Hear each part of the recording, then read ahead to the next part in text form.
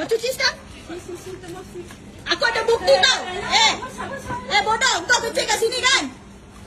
Aku report polis ya, aku di video kau semua tau. Kau cuci sekarang kereta orang tu?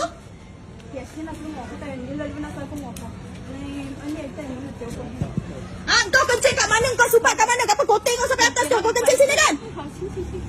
Mana?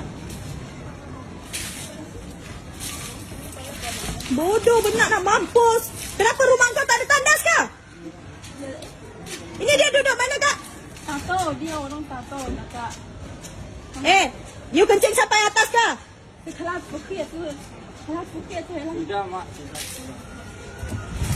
Sudah. I tunjuk polis muka you. Sudah, Mak. Sudah You jangan cuci, sentuh, Mak. Sudah cuci, Mak. You mabuk-mabuk kat sini. You pecah kereta apa semua. I ada muka you. Sudah cuci, Mak. I ada you punya muka.